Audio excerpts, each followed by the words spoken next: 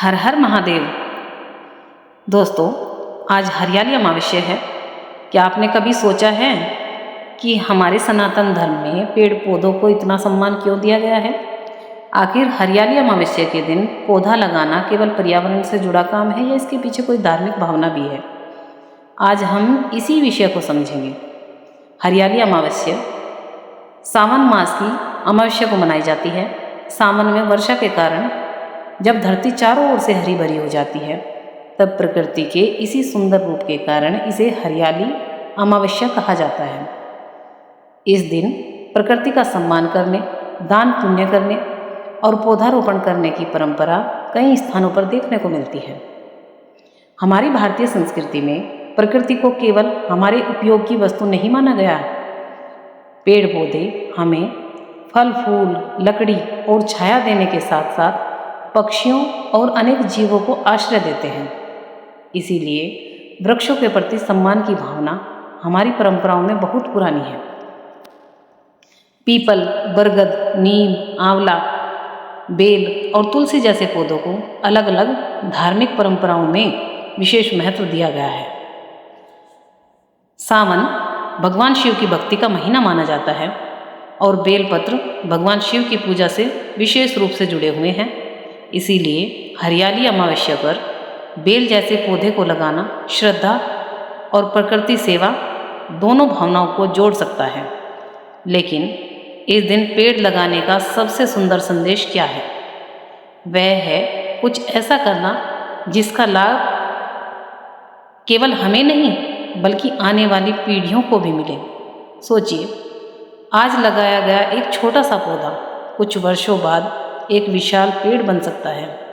उसकी छाया में कोई राहगीर आराम कर सकता है, उसकी शाखाओं पर पक्षी अपना घर बना सकते हैं और उसके आसपास अनेक जीवों को आश्रय मिल सकता है।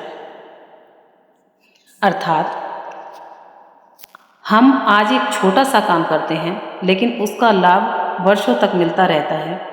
यही भावना वृक्षारोपण को केवल पर्यावरण का काम नहीं रहने देती, बल्कि इसे सेवा और पुण्य की भावना से भी जोड़ देती है। हरियाली अमावस्या की अमावस्या तिथि को पितरों के स्मरण और तर्पण जैसी धार्मिक परंपराओं से भी जोड़ा गया है। इसीलिए इस दिन हम अपने पूर्वजों को याद करते हुए एक और सुंदर संकल्प ले सकते हैं। जिस धरती और प्रकृति से हमें जीवन मिला है, उसे आने वाली पीढ़ियों के लिए सुरक्षित रखने का प्रयास करेंगे। भगवान की पूजा हम मंदिर में करते हैं, दीपक जलाते हैं, मंत्रों का जाप करते हैं, लेकिन भगवान की बनाई हुई प्रकृति की रक्षा करना भी सेवा की भावना हो सकती है। इसीलिए अगर आप आज एक पौधा लगाते हैं तो केवल उसे फोटो खिंचवाने के लिए न लगाएं, उसकी जिम्मेदारी भी लीजिए, उसे पानी दीजिए, उसकी सुरक्षा कीजिए, उसे बढ़ते हुए देखिए। क्योंकि पौधा लगाना एक दिन का काम है, लेकिन उसे पेड़ बनाना वर्षों की सेवा है। और शायद इसी हरियाली अमावस्या की सबसे सुंदर सीख माना जा सकता है। अपने लिए तो सभी कुछ करते हैं, लेकिन आने वाली पीढ़ियों के लिए कुछ करना ही सच्ची दूरदृष्टि है। इस हरियाली अमावस्या पर अगर आपके पास जगह है तो एक पौधा जरूर लगाइए। अगर जगह नहीं है तो किसी पेड़ की देखभाल करने का संकल्प लीजिए, क्योंकि एक पेड़ केवल पेड़ नहीं होता, वह छाया है, आश्रय है, वह प्रकृति की सांस है और आने वाली पीढ़ियों के लिए हमारी जिम्मेदारी है। कमेंट में लिखिए एक पेड़ आने वाली पीढ़ियों के नाम। हर हर महादेव। अगले भाग में हम जानेंगे कि हरियाली अमावस्या पर कौन कौन से पौधे लगाए जा सकते हैं और पौधा लगाते समय कौन सा संकल्प लेना सबसे सुंदर रहेगा। हर हर महादेव। जय भोले बाबा। ओम नमः शिवाय। अब सबसे बड़ा सवाल, इस दिन कौन सा पौधा लगाना चाहिए? हमारी परंपराओं में अनेक पेड़ पौधों का धार्मिक महत्व बताया गया है। इसमें पीपल, बरगद, नीम, आंवला और बेल जैसे वृक्ष प्रमुख हैं। अलग अलग क्षेत्रों में और परंपराओं में इनके महत्व और पूजा की विधियां अलग हो सकती हैं। भगवान शिव की पूजा से बेल का विशेष संबंध माना जाता है। इसीलिए यदि आपके पास उचित स्थान है और आपके क्षेत्र की जलवायु बेल के पौधे के अनुकूल है तो आप बेल का पौधा लगाने का संकल्प ले सकते हैं। पीपल और बरगद भी हमारी धार्मिक परंपरा में पूजनीय माने जाते हैं, लेकिन इन्हें लगाने से पहले स्थान का ध्यान रखना बहुत ज़रूरी है, क्योंकि बड़े होने पर इनकी जड़ें काफ़ी फैल सकती हैं। इसीलिए किसी पौधे को केवल धार्मिक मान्यता देखकर न लगाएं। यह भी देखें कि आपके पास कितनी जगह है, मिट्टी कैसी है, पानी उपलब्ध है या नहीं, और बड़ा होने के बाद पेड़ आसपास की इमारत या रास्ते के लिए परेशानी तो नहीं बनेगा। क्योंकि प्रकृति की सेवा समझदारी के साथ करना बहुत जरूरी है। अब बात करते हैं पौधा लगाने के संकल्प की। आप सुबह स्वच्छ होकर भगवान शिव का स्मरण कर सकते हैं। फिर पौधा लगाते समय मन में एक सरल संकल्प जरूर लें। हे महादेव, मैं इस पौधे की रक्षा और सेवा करने का प्रयास करूँगा या करूँगी। यह पौधा मेरे साथ साथ पक्षियों, जीव जंतुओं और आने वाली पीढ़ियों के लिए भी उपयोगी बने।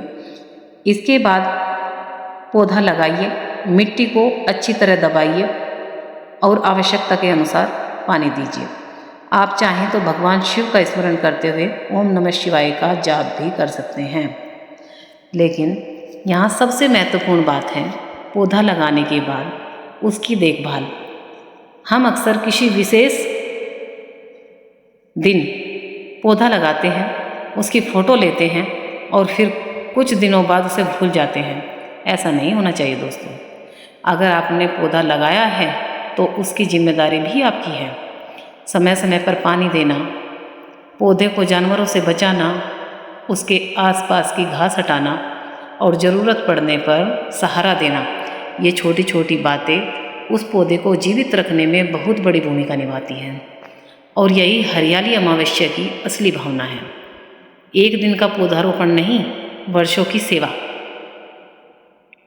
अगर आपके घर में जगह नहीं है तो किसी सार्वजनिक स्थान पर पौधा लगाने से पहले स्थानीय नियम और अनुमति जरूर देखें, या फिर किसी पहले से लगे पेड़ की देखभाल करने का संकल्प ले सकते हैं।